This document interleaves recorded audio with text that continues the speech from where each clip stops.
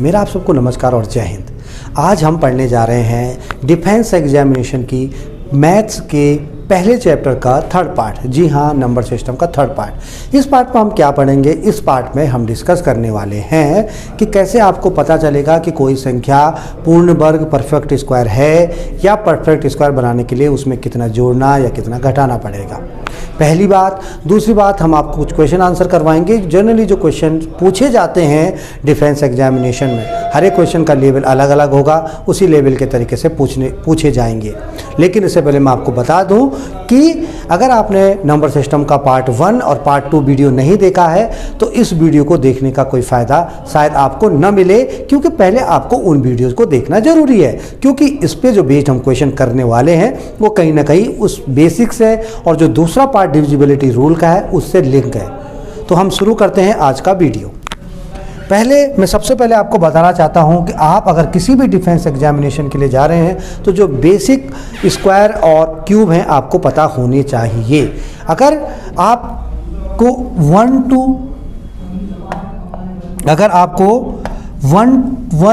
to 30 तक square लन है, यानी वर्ग जिसको मैं हिंदी में बोलूँगा, या फिर आपको 1 to 25 तक घन याद है, यानी क्यूब। क्या याद है? क्यूब, जिसको हम हिंदी में क्या बोलते हैं? घन याद है। तो बहुत अच्छी बात है, आपको ये बहुत फ़ायदा दिलाएंगे आपके एग्जामिनेशन में। और आपको ये याद कर लेने हैं कि 1 का वर्ग 1, 2 का वर्ग 2, 3 का वर्ग 3, है ना। तो 1 का 1 तो सबको पता होता है, 2 का 4, साथ में आपको इनके क्यूब भी पता होने बहुत ही ज़रूरी हैं। तो इसमें आज मैं आपको बताने क्या वाला हूँ, 2 का वर्ग 4 होता है, 3 का वर्ग 9 होता है, 4 का वर्ग 16, 5 का 25, 6 का 36, 7 का 49, 8 का 64 और 9 का 81। और भी बताऊंगा, लेकिन फिलहाल अगर मुझे पता है तो मैं इसमें कैसे आगे काम कर सकता हूँ ये मेरे लिए जानना ज़्यादा ज़रूरी है। मैंने बोला कि पहले का वर्ग, इसका डिजिटल सम करके देखना। आपने एक चीज़ मैं आपको बता रहा हूँ कि डिजिट का सम करके देखो। डिजिट का सम 1 का 1 ही आता है, 4 का 4 ही आता है, 9 का 9 ही आता है, 6 का 6 और 1 7 आता है, 5 और 2 फिर इसका भी 7 आता है, 6 और 3 इसका भी 9 आता है, 9 और 4 इसका भी 13 आता है, और 13 आता है तो 13 का भी हम सम करेंगे तो 3 और 1 4 ही हो जाता है। 6 और 4 10 आता है, 10 को हम 1 और 0 1 हो जाता है, और 8 और 1 9 होता है तो इसका भी 9 ही आता है। यानी 1 लिख दिया मैंने, 4 ये भी लिख दिया मैंने, 9 ये भी लिख दिया मैंने, 7 कोई भी एक ये भी लिख दिया मैंने, बस। यानी कि कोई रिपीट हो ही नहीं रहा है, या एक फिर 0 होता है जो 10 का होता है, कोई रिपीट हो ही नहीं रहा है। अब ये लास्ट वाला 0 100 आता है ना, तो 100 क्या होता है? 100, यानी उसका डिजिटल सम भी 1 होता है। हालांकि ये 1 का मतलब क्या है मैं अभी आपको बताऊंगा। फिलहाल 1 1 4 9 7, यानी जितने भी परफेक्ट स्क्वायर होते हैं, जितने भी, चाहे 1 2 3 4 1000 2000 3000 कितने का भी परफेक्ट स्क्वायर होगा, अगर वो परफेक्ट स्क्वायर है, पूर्ण वर्ग है, तो जब हम उसकी संख्याओं को जोड़ेंगे तो उनका जोड़ या तो 1 आएगा, या 4 आएगा, या 9 आएगा, या 7 आएगा, बाकी कुछ नहीं आ सकता। मेरी बात को समझे आप? मैंने आपको बोला कि 25 26 27, मैंने ये संख्या लिखी है। मैंने बोला बताओ क्या ये परफेक्ट स्क्वायर है? तो आपने क्या किया? 5 और 2 7 और 2 9 और 6 15 और 2 17 और 7 17 और 7 24 कर दिया। और 24 यानी 4 + 2 भी 6, क्या 6? तो क्या ये पूर्ण वर्ग होगी? नहीं होगी। ये संख्या पूर्ण वर्ग हो ही नहीं सकती। अब आपको किसी संख्या में पूर्ण वर्ग छांटना है तो वहाँ पे आपको 4 ऑप्शन दिए होंगे। हालांकि हो सकता है किसी का जोड़ ऐसा भी आए कि जो पूर्ण वर्ग, मतलब जिनका जोड़ 1 4 9 7 हो रहा है लेकिन वो परफेक्ट स्क्वायर नहीं है, ऐसा हो सकता है, ऐसा भी हो सकता है। लेकिन 3 ऑप्शन का नहीं होगा। तो एक ही ऑप्शन का होगा तो वही है। इसीलिए कभी हम ऑप्शन से क्वेश्चन करते हैं तो हमको आंसर इससे पता लग जाता है, क्योंकि हमने 4 जो ऑप्शन देखे थे उन 4 ऑप्शन में हमने ढूंढा, उन 4 ऑप्शन से हमको पता लगा कि भाई एक ही था जिनको हम जब सम कर रहे थे तो या तो 1, 4 या 9 या 7 आ रहा था, बाकी का किसी का 6 आ रहा था, किसी का 8 आ रहा था, किसी का 5 आ रहा था, तो वो परफेक्ट स्क्वायर नहीं हो सकते। मेरी बात समझ में आई? एक छोटी सी चीज़ एक बहुत ज़रूरी है जानने के लिए कि हो सकता है क्वेश्चन में ये चीज़ आ जाए, ऑप्शन में हम उस चीज़ को सॉल्व कर सकते हैं। आगे बढ़ते हैं। आगे मैं आपको बताता हूँ अभी आपने क्या करना है। दूसरी चीज़ आपने ये ध्यान रखनी है कि परफेक्ट स्क्वायर ज्ञात करने के लिए या जो भी है उसके लिए आपको 1 to 30 के स्क्वायर रूट याद होने चाहिए, जो कि मैंने पहले बोर्ड पे लिख दिए थे। एक और बात मैं भी आपको बताने जा रहा हूँ कि मैंने आपको पिछले वाले वीडियो में बताया था कि हम कैसे डिविजिबिलिटी रूल निकालते हैं, 3 से कैसे डिवाइड करते हैं, 4 से कैसे डिवाइड करते हैं।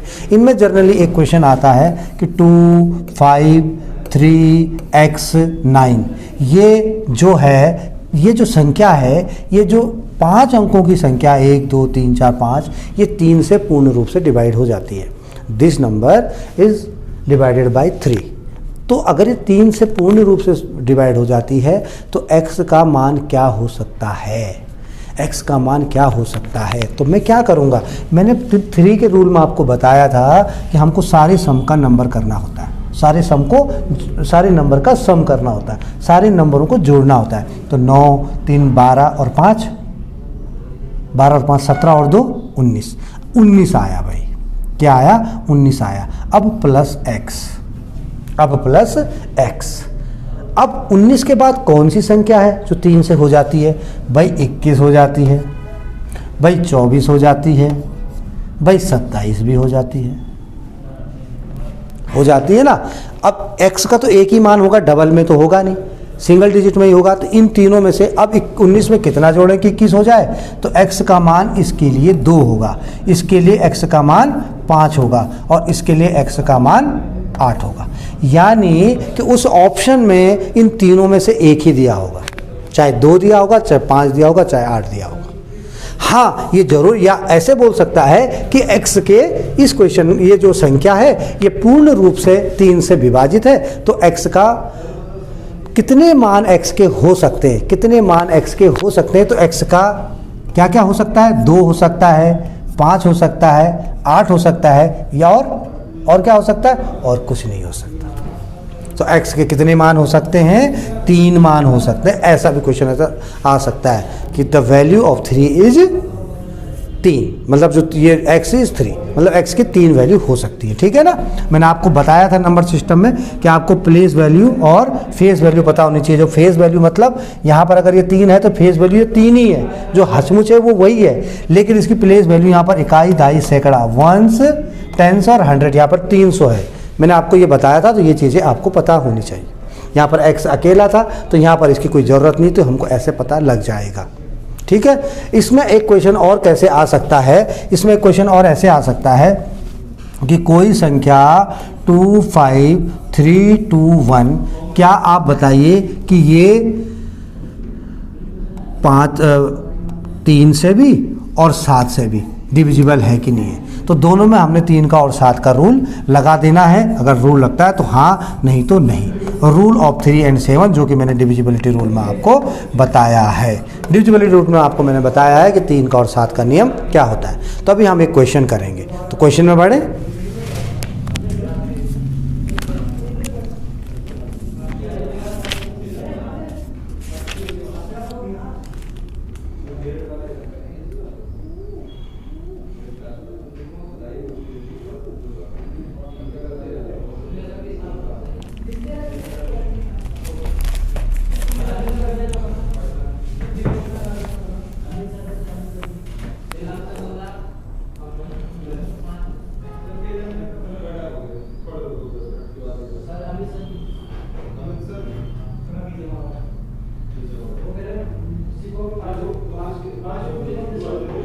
152, 698।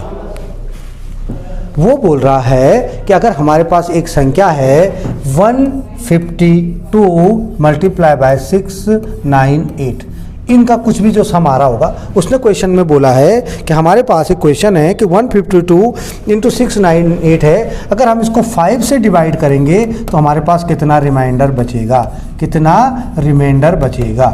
अब आप क्या करेंगे, कैसे करेंगे इस क्वेश्चन को, आप क्या करेंगे, इन दोनों को मल्टीप्लाई करेंगे, फिर इन दोनों को मल्टीप्लाई करने के बाद जो आएगा उसको 5 से डिवाइड करेंगे, फिर जब पूरा का पूरा आप डिवाइड कर लेंगे, पर नीचे आपका रिमाइंडर बच जाएगा, फिर वो आंसर दे देंगे। तब तक आपके टाइम हो जाएगा 10 मिनट, और आपके जो दोस्त एग्जामिनेशन हॉल में बैठे हुए थे वो कर देंगे 10 क्वेश्चन और आपका एक ही क्वेश्चन हुआ रहेगा। तो क्या ऐसा होगा?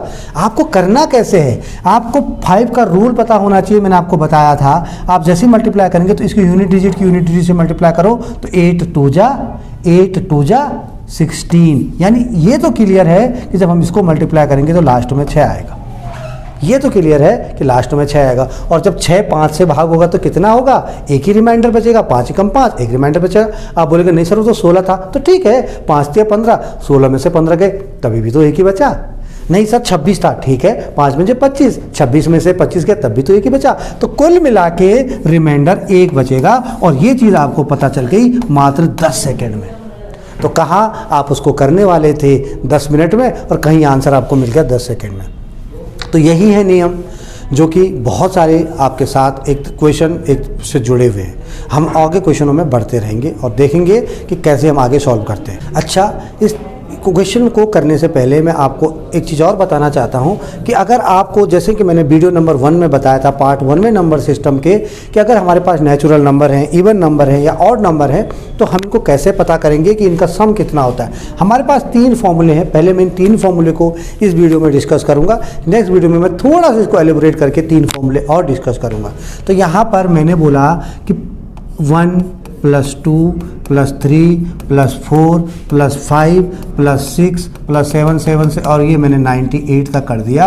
तो मैंने बोला इसका सम क्या होगा। तो आप क्या करोगे, 2 और 1 3, 3 और 3 6 और 4 10 और 5 15 ऐसे जोड़ोगे, फिर वही आपकी तो सीट छीनने वाली है।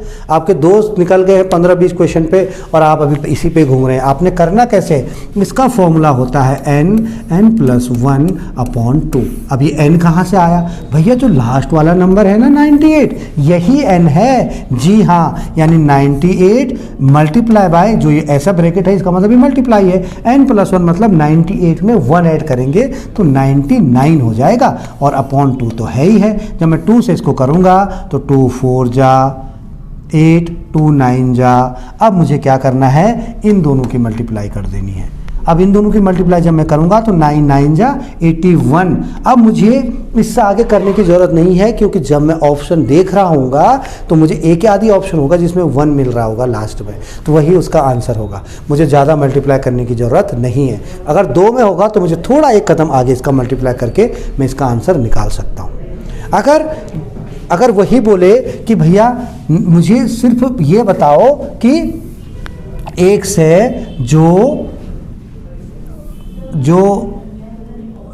1 से 1 to 53 जितने भी ऑड नंबर हैं, 1 to 53 का मतलब समझ रहे हो, 1 to 53 का मतलब वो बोल रहा है कि जो भी नंबर हैं 1 to 53 उनका क्या सम होगा, यानी 1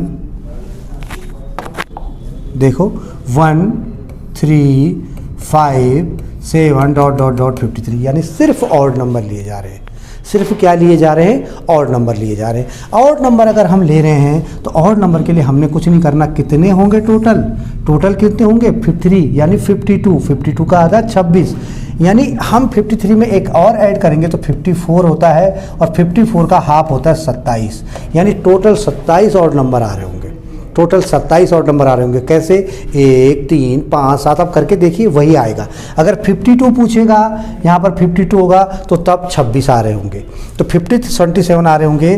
तो हमने इसका n स्क्वायर करना है, यानी जितने भी ऑड नंबर होंगे उसका अगर हम स्क्वायर करेंगे, यानी 27 का स्क्वायर करेंगे तो हमको आंसर पता लग जाएगा। अब आप यहीं, इसीलिए मैंने कहा कि 27 आपको 29 30 40 तक कम से कम स्क्वायर पूरे के पूरे लर्न होने चाहिए, तभी तो आपको मजा आएगा। अगर नहीं भी है तो 7 7 जा 49 वही आंसर इसका सही होगा जिसके लास्ट में 9 होगा। समझ में आया? तो नेक्स्ट थर्ड वाला मैं आपको बताता हूं। थर्ड क्या है, खत्म हो गया होगा।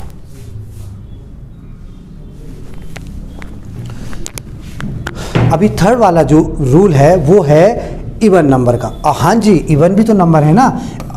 इवन यानी अगर मैं यहाँ से शुरू करूँ तो 2, 4 plus 6 plus 8 plus dot dot dot dot 100। अब इनका बताइए, तो क्या आप ऐसे करेंगे 4 और 2 6 6 और 6 12, क्या ऐसे करेंगे? नहीं ऐसे करेंगे ना। आप इसको कैसे करेंगे? n into n plus 1, n into n plus 1। अब ये n क्या है? n भैया 100 है। n प्लस 1 क्या है? 100 प्लस 1 यानी 101, यानी 100 की मल्टीप्लाई 101 के साथ करेंगे तो कितना आया? 100 मल्टीप्लाई बाई 1 आएगा लास्ट में, और जिस ऑप्शन के लास्ट में 1 होगा वही इसका आंसर होगा। अगर 2 ऑप्शन के लास्ट में है 3 के, थोड़ा इसको मल्टीप्लाई करके देख लीजिए ना। 15 सेकंड या 20 सेकंड ही तो एक्स्ट्रा लगने वाले हैं, 10 मिनट तो नहीं लगने वाले। अब मैंने आपको 3 चीज़ें बता दी थी, वो कैसे, कौन कौन सी चीज़ें मैंने आपको बताई, मैं आपको बताता हूँ। मैंने आपको बताया कि अगर नेचुरल नंबर हो, तो नेचुरल नंबर को आपने कैसे काउंट करना है? n plus 1 upon 2। ये था सम ऑफ नेचुरल नंबर, यानी नेचुरल नंबर यानी प्राकृतिक संख्याओं का जोड़। अगर मैंने बोला सम ऑफ सिर्फ इवन यानी सम संख्याओं का, सिर्फ सम संख्याओं का, तो वो क्या होगा? वो होगा, मैंने बोला n और n प्लस 1।